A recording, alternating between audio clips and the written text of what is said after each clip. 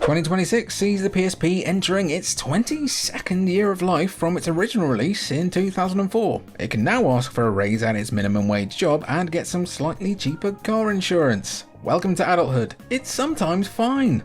It can also claim to have one of the best aged libraries of any handheld ever. Over 2 decades later, let these PSP games take you down memory lane. Ken.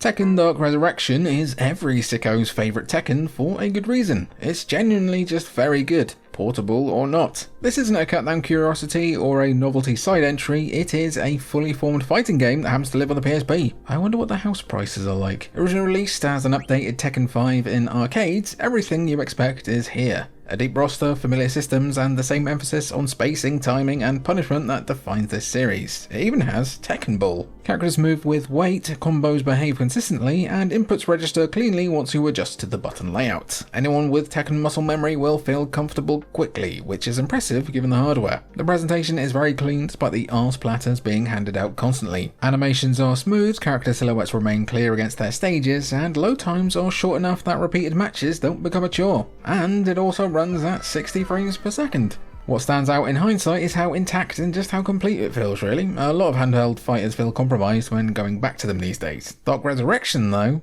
doesn't. It still feels like a serious Tekken entry rather than a cheap compromise. That's why it stuck around in people's heads long after most portable fighters were forgotten.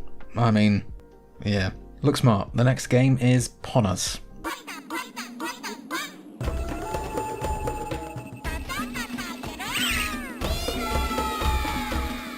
Patapon. Patapon still works because it was built entirely around a pretty simple idea and never tried to stretch it into something it wasn't. You command a small army by tapping drum rhythms to move, attack, or defend. Miss the rhythm and nothing happens. Keep the beat and the game flows exactly as intended. It's as simple as that and as fun as it sounds. The visuals help more than people give them credit for. High contrast characters yet flat colours make everything readable on a small screen and nothing important gets lost in the detail. When you fail, it's obvious why, and it's probably because you have the same sense of rhythm as MGK. Combat is slower and stricter than it looks. Boss fights especially demand attention to timing and patterns rather than just smashing buttons. Progression is pretty simple, but it nudges you toward getting into a flow state that will end with you reciting Pata Pata like you're about to rip a dude's heart out. If Patapon clicks for you, the obvious follow-up is Patapon 2, which expands the same idea without overcomplicating it. More unit variety, smarter balancing, and better pacing make it the better game, arguably. More recently, Ratatan has emerged as a clear spiritual successor, leaning into the same earworm appeal. The fact this idea keeps resurfacing and still works says that Japan Studio were onto something here, 19 years ago.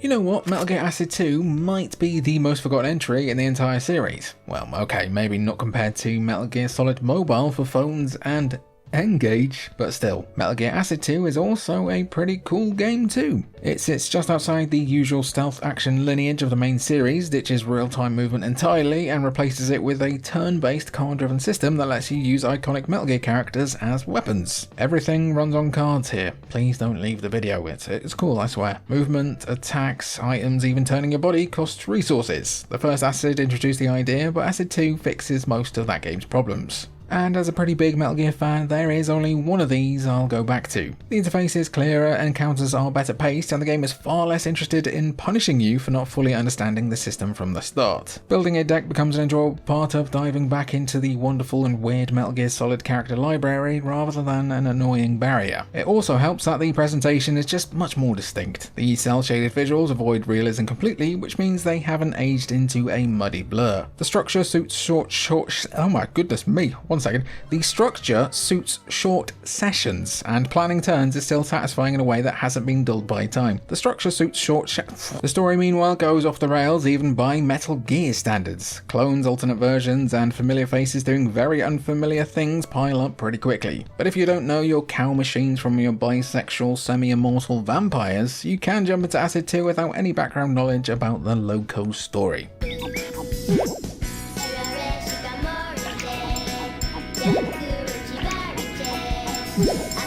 The PSP was a very creative handheld, as Patapon suggested earlier, but Loco Roco belongs in that same family too. I do wish Sony would publish just a few more joyful games like this again. Oh gosh, my quest for vengeance has turned me into a bad person, what the hell? You see, everything here is done with just a little bit of joy. You don't control the characters directly as you tilt the world left and right, letting the Loco Roco rule split apart and reassemble as they move through each level. It's a control scheme that makes immediate sense and still feels natural on a handheld, which is not something you can say about every PSP platformer. The presentation does most of the heavy lifting, and thankfully it hasn't dated. Vibrant colours, bold shapes and clean animation means the whole game is easy to figure out even when things speed up. It's like the whale, except you don't die when you do exactly one thing of exercise. Mechanically, it's gentle going, but not just for babies. Later stages introduce hazards, timing challenges, and optional collectibles that reward attention without demanding perfection. What helps most is its sense of proportion though. Levels are short, ideas are introduced and discarded quickly, and nothing is dragged out longer than it needs to be. It's just a really fun little game.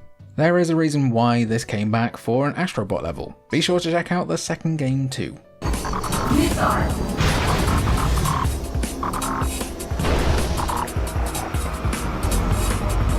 Wipeout Pulse still feels good because taking a corner at 6 million miles per hour is always going to be just a bit exciting. It's fast, clean and precise, with handling that rewards learning through failure. You learn the tracks, you learn when to boost, and you accept that sometimes you just gotta do a little bit of blowing up along the way. That core hasn't dated in the slightest. The presentation is a big part of why it holds up. You've got minimalist menu, sharp typography and uncluttered track design that makes everything easy to read at speed. It can be slightly visually noisy sometimes, true, but despite the pace, it's all pretty easy to follow. Performance is pretty important for a game like this, and Pulse gets that balance right, whereas its predecessor, Pure, sometimes did chug along a little bit. Races run smoothly, controls respond instantly, and the sense of speed never gives you a headache. It can even run as high as 60 FPS, whereas Pure struggled to hit 30. Pulse also does suit quick play pretty well. You can dip in for a couple of races, make tangible progress, and leave until you start hearing Aphex Twin in your dreams. It just feels like Wipeout scaled sensibly, and that's exactly why it still works. I can't work out why Sony can't get another Wipeout game made though. I mean, just stop leaving it lying around, Sony.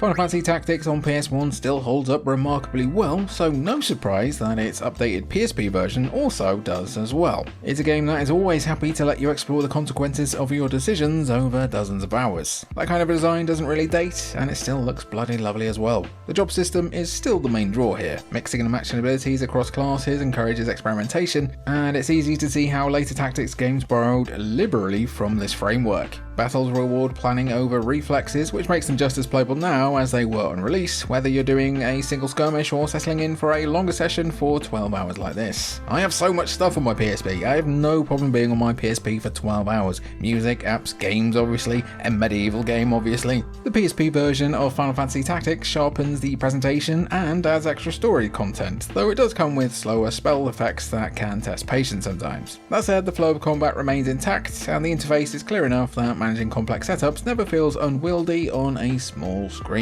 Listen, one of the greatest tactical RPGs of all time holding up well is not a shocker. It is a masterpiece. If I ever feel weird at all, I'm just looking at it.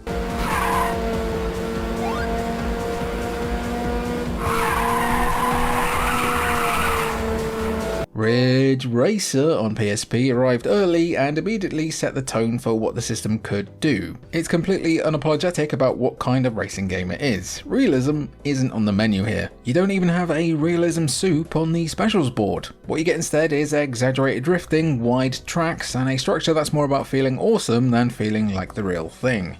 The handling clicks quickly despite the nubbin. You're expected to drive hard pretty constantly, often aggressively, and once that logic settles in, the game becomes rhythmic. Corners are taken at speed, cars slide in long arcs, and success comes from committing rather than correcting. Content wise, this is a pretty straightforward game. You race, you unlock faster cars, and then you race again. There aren't layers of modes or systems competing for attention here, which keeps the focus firmly on the act of driving itself. That simplicity makes it easy to drop in for a few events without feeling like you need to relearn anything. The frame rate stays pretty solid, the sensor speed is clear, and nothing important gets lost in clutter. It's also just very visually clean and, crucially, very fun. If this version works for you, Ridge Racer 2 is an easy follow-up. It refines the same formula with more tracks, more cars, and smoother presentation without changing what already worked. I'd kill for another one of these.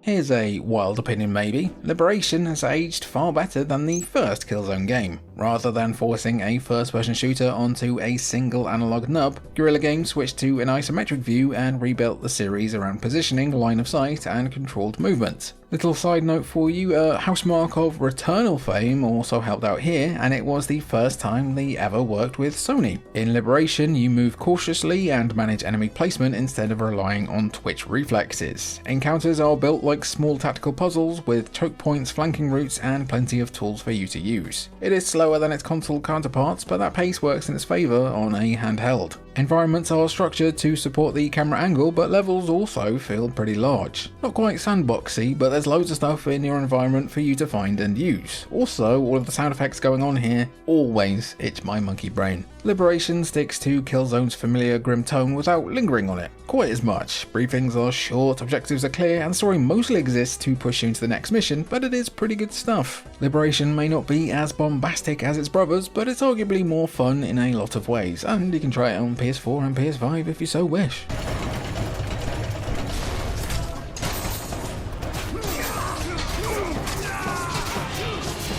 How did they ever manage this? God of War, Chains of Olympus and Ghost of Sparta are very confident about what they're trying to deliver. You've got spectacle, violence and momentum all squeezed into hardware that really shouldn't have been able to cope. Somehow, it does. Narratively, you should expect plenty of mythological misery, plenty of shouting, but never so much that it gets in the way of playing. Ghost of Sparta does actually feature Kratos' brother, and they have a pretty decent dynamic. Yes, it's a bit shouty again, but they didn't have TVs back then. You'd be angry a lot too, right? You get the familiar rhythm of gameplay straight away with both games. Enemies swarm, Kratos tears through them with theatrical attacks, and puzzles appear just often enough to slow things down before the next fight. Nothing here is subtle, but it doesn't need to be. These games understand that their job is to keep you ripping dudes apart, not to surprise you with new ideas every 5 minutes. Yeah, the combat is a bit less hectic and cinematic, and the character models have some jagged edges, but this duology took a series that pushed the PS2 to its limit and translated it to PSP to do the exact same thing, and they're still fantastic fun today. Still trying to figure it out. Sonic speed! Drift more! Outrun 2006 feels almost unfair in hindsight. It's a full fat arcade racer running on a handheld, and it barely compromises to get there. You pick a route, you hit the accelerator, and the game immediately understands what you're here for. Speed, scenery, smooching your passenger, and not much else getting in the way. The structure is classic Outrun. There are branching paths, a ticking timer, and a steady escalation in difficulty as you push deeper into a run. It's simple, but simplicity can be very fun. Choosing routes becomes a genuine decision, especially when you start factoring in traffic density, corner layouts, and how much risk you're willing to take to keep the clock alive. Handling is smooth and forgiving without feeling especially easy. Cars slide predictably, recovery is generous, and the sense of momentum never collapses, but it can all collapse pretty quickly if you lose track of stuff. The game also benefits from bright, uncluttered visuals that prioritize readability over detail, and of course the soundtrack remains an absolute whipper. Coast to Coast adds enough extra modes and content to give it some longevity, but it never loses sight of its arcade roots. You can even transfer your save data between PSP and PS2. It's still absurdly playable and probably always will be, which explains why it remains a go-to example of the PSP punching well above its weight. Outro gang, I was actually looking through our playlist for games that aged beautifully and stuff that's held up pretty well, and I realised we've not done PSP, so there you go. Any other PSP stuff you'd like us to give a look at? Be sure to let me know down below in the comments. Down below, I've been Jimmy for Culture Vultures. It's been good to have you, and I'll catch you when I catch you.